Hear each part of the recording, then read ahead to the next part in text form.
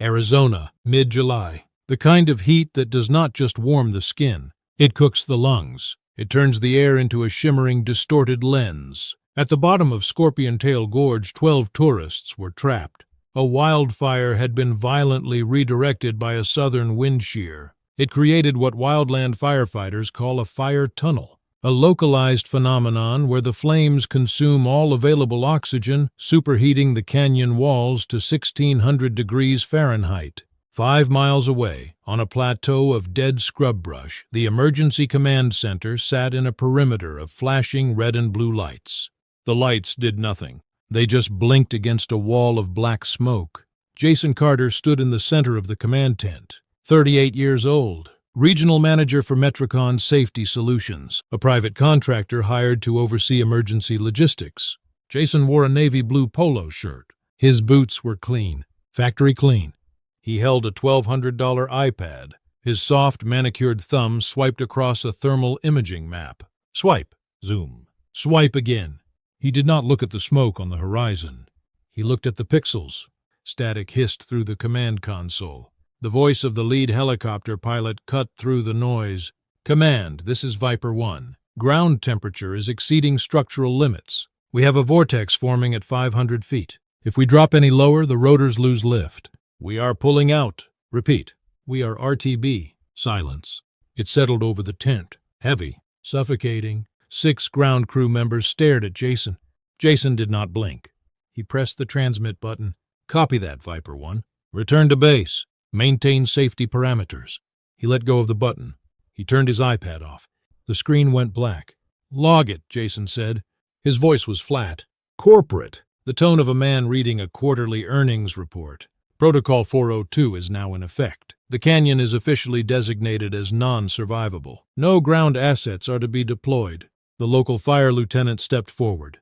His face was streaked with soot. His turnout gear smelled like burning pine and old sweat. "Sir, there are 12 people down there. 3 of them are kids. The fire won't reach the basin for another 20 minutes. If we send a ground squad," Jason held up a hand, one finger extended. "We don't send ground squads into a fire tunnel, Lieutenant." Jason tapped the dark screen of his iPad. Metricon risk assessment algorithms put crew mortality at 82% if we breach that canyon. I am not writing death benefits for my men because a dozen tourists ignored a fire warning. "They'll burn to ash," the lieutenant said. His jaw tightened. Jason adjusted his collar. "It is a tragedy, but it is an unavoidable one. Liability parameters are clear. Shut down the forward line. Have PR draft a statement. A spreadsheet decision. 12 human lives, erased by a man who had never held a shovel in his life." Jason turned his back to the canyon. The matter was closed. The math was done, but 30 yards away, leaning against the rusted tailgate of a 1998 Ford F-150, a man was listening. Walter Harris, 74 years old. His face looked like the canyon walls, weathered, cracked, permanent. He wore a faded denim jacket. The elbows were blown out. His steel-toe Red Wings carried half the dirt of the county. He didn't have an iPad. He had a nose, and right now his nose smelled burning creosote. He felt the shift in the wind against the gray hairs on his forearms. He knew Scorpion Tail Gorge. He had spent 40 years pulling copper out of its belly before Jason Carter was even born. Walter pushed off the tailgate. He walked toward the command tent. Slow, deliberate. The heavy soles of his boots crunched against the dry gravel. He stopped in front of Jason. He was 2 inches taller. He didn't yell. He didn't wave his arms. "There's a shale ridge on the west wall," Walter said. His voice sounded like 2 stones grinding together. "Shale doesn't burn. The wind is pushing the heat east. There's a 12-foot clearance of dead dirt hugging that west wall. Wide enough for tracks." Jason stopped. He looked at Walter. His eyes swept up and down, taking in the dirt, the worn clothes, the lack of a badge. The corner of Jason's mouth twitched upward, a micro-expression of absolute arrogance. "And you are?" Jason asked. He didn't wait for an answer. He looked at the local police chief. "Get this civilian behind the barricades." Walter didn't move. "Fire follows fuel. It doesn't follow the red lines on your little tablet. Those kids are trapped in the copper basin. The basin dips 6 feet below the gorge line. Smoke slides right over the top. You have 25 minutes before the ambient heat cooks their lungs. You can get a machine in there." Jason sighed, the heavy, exaggerated sigh of an irritated babysitter. He crossed his arms. "Listen to me, old man. I hold a master's degree from the West Coast Management School. Metricon uses a $3 million predictive weather algorithm. The algorithm says entry is fatal. Do you understand the word fatal? Go home. Watch it on the news. Let the professionals handle this." Silence. Walter looked at him. Just looked. It wasn't an angry look. It was the look a man gives a broken tool. "Useless." "Professionals," Walter said. The word hung in the hot air. Jason frowned. "Excuse me?" Walter turned around. He adjusted his faded cap. "You learned about fire in a classroom, boy. I've been eating its ash for 50 years.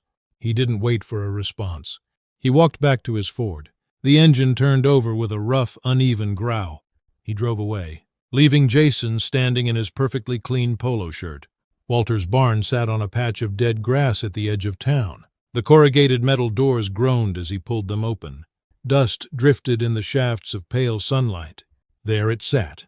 A 1951 Caterpillar D8. It was not a vehicle. It was a prehistoric beast made of cast iron and hardened steel. No enclosed cabin.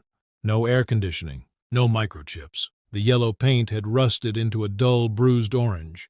The front blade was as tall as a man, scarred by decades of moving the earth. Walter climbed into the cracked leather seat.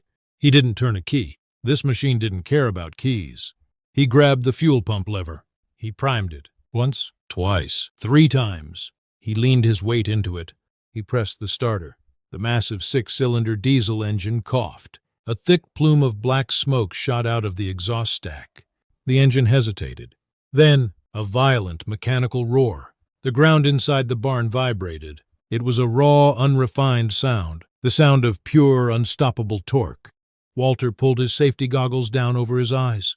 He grabbed the heavy steel gear levers. The massive metal tracks bit into the dirt floor. The D8 crawled out of the darkness. It left deep, crushing grooves in the earth. 20 minutes later, the beast arrived at the command perimeter. Jason Carter dropped his water bottle. The ground shook before the machine was even fully visible through the smoke. The Caterpillar D8 rumbled toward the barricades. Jason sprinted forward. He grabbed a bullhorn. The veins in his neck popped. "Stop right there. You are violating a federal blockade. I will have you arrested." "Shut that piece of junk down!" Walter sat high in the open operator's seat. He didn't look at Jason.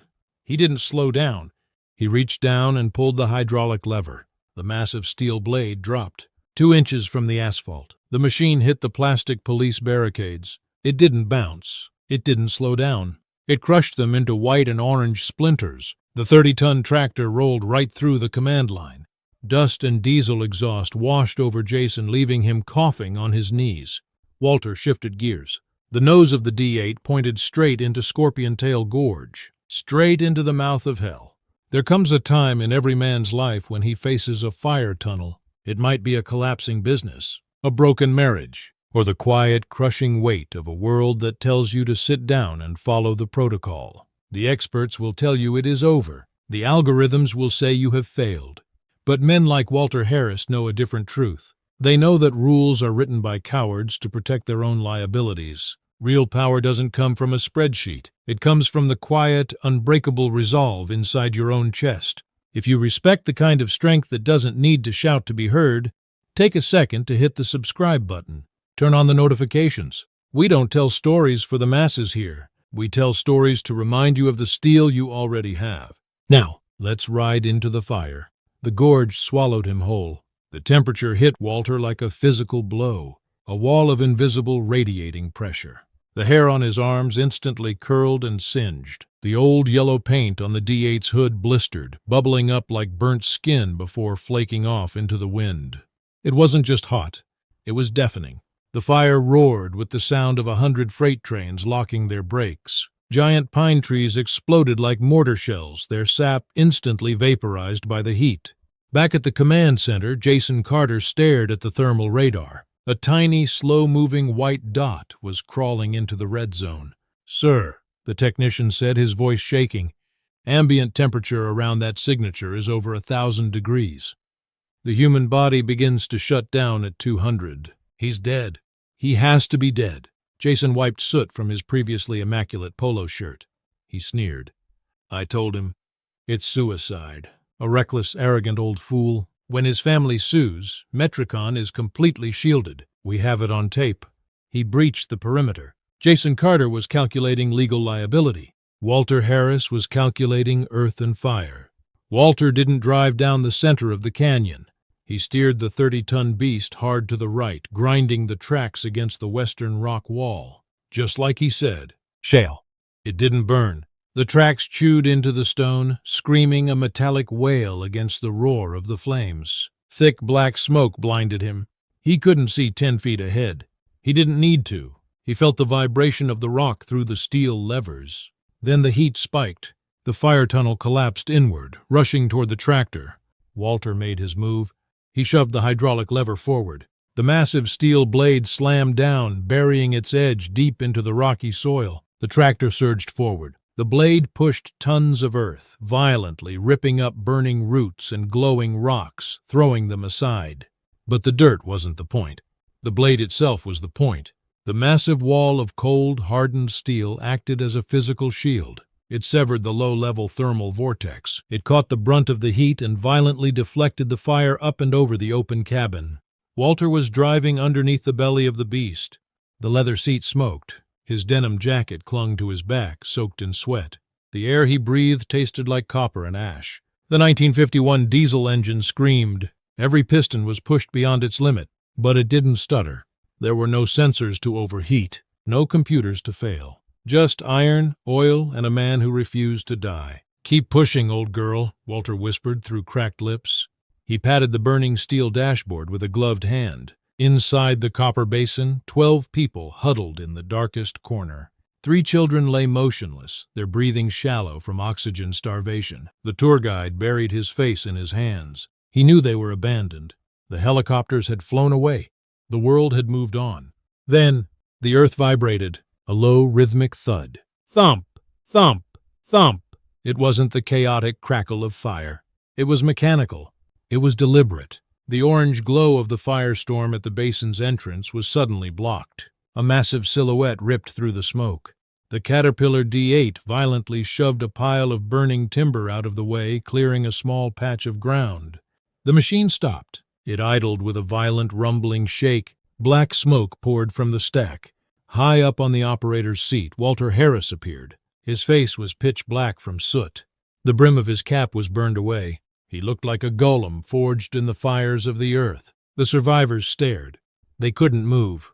They thought it was a hallucination. Walter didn't shut off the engine. He didn't offer comforting words.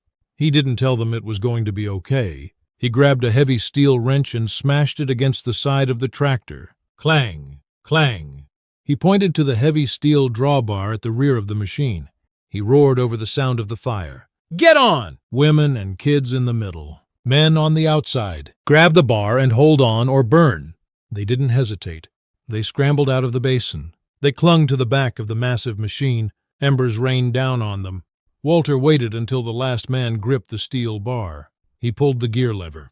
The transmission clunked heavily into reverse. Slowly, methodically, the rusted, burnt beast began to back out of the canyon, dragging 12 souls out of the fire. At the command perimeter, the PR team was setting up a press conference. Jason Carter stood before the local news cameras. He looked perfectly solemn. Metricon Safety Solutions followed all federal risk assessment protocols. Nature is unforgiving. The loss of these tourists and the tragic, unauthorized action of a local civilian is a devastating outcome. The cameraman lowered his lens. He pointed toward the smoke wall. A massive shape broke through the gray curtain. It didn't look like a tractor anymore. It looked like a casualty of war. The yellow paint was completely gone, replaced by charred, blistered black metal. Wires hung loose. The exhaust stack was bent, but the engine was still firing, a steady, rhythmic heartbeat of diesel power. The D8 crawled onto the safe dirt and slowly ground to a halt. The engine gave one final, long hiss and died. Silence, broken only by the pinging of superheated metal cooling down. 12 soot-covered, coughing people slid off the back of the tractor. Paramedics snapped out of their shock and rushed forward with oxygen masks. Every camera turned to the tractor. Walter Harris stood up. His knees popped. He took off his melted safety goggles and threw them into the dirt. He wiped the blood from his forehead with the back of his hand. He climbed down from the tracks. He walked straight through the crowd, heading for his Ford truck. Jason Carter froze. His meticulously crafted narrative had just been shattered on live television. His algorithms were wrong. The humiliation mutated instantly into defensive rage. He stepped in front of Walter. "What do you think you're doing?" Jason yelled. His voice cracked. "You violated a federal barricade. You operated an unregistered vehicle in a hazard zone. You nearly killed those people with your reckless stunt. I will have you prosecuted for reckless endangerment." The crowd went dead silent. The cameras zoomed in. Walter stopped. He was inches away from Jason. The smell of fire, sweat, and sheer survival radiated off the old man. Jason instinctively took a half step back. Walter didn't yell. He didn't puff out his chest. He reached into his ruined jacket pocket. He pulled out a battered Zippo lighter and a half-smoked cigar. He struck the flint. He lit the cigar, took a slow drag, and blew the smoke past Jason's ear. "You can write all the reports you want, boy," Walter said. His voice was low, cold. "But tonight, when you go to sleep on your high thread count sheets and you wonder why your expensive little degree didn't mean a damn thing today, remember this." Walter took the cigar out of his mouth. "The difference between a rule book and a rescue is just an old man and a piece of scrap metal that didn't listen to you." The arrogance drained from Jason Carter's face. He opened his mouth to speak. Nothing came out. He looked down at the dirt. The invisible shield of corporate authority had just been ripped away, leaving him completely exposed. Walter turned around. He got into his battered Ford. The truck sputtered to life, and he drove away, leaving the regional manager of Metricon Safety Solutions standing in the dust. The footage went viral before the fire was even fully extinguished. Jason Carter was fired. The PR disaster was too massive for Metricon to contain. An internal audit cited his inflexibility in dynamic crisis management. He was quietly relocated to a windowless office in a data processing firm. And Walter Harris? The networks came looking for him. They offered him thousands for exclusive interviews. The state governor wanted to give him a medal and a massive cash reward. They found him sitting on his porch, drinking black coffee, staring at the mountains. When they handed him the check for $50,000, he just nodded. He didn't celebrate. He gave half of it to the local firehouse. The other half? He bought replacement parts to rebuild the engine of his 1951 Caterpillar. For Walter, the money didn't matter. The noise of the world didn't matter. True wealth doesn't exist in a bank account or a framed diploma. It exists in calloused hands, in a quiet mind that understands the earth. It exists in the absolute sovereignty of a man who knows exactly what he is capable of and who refuses to bow to the cowardice of a broken system. The next time someone tries to hand you a spreadsheet to prove you can't survive the fire, remember the old man and his machine. You don't need the newest technology. You just need to drop your blade, trust your grip, and drive straight through.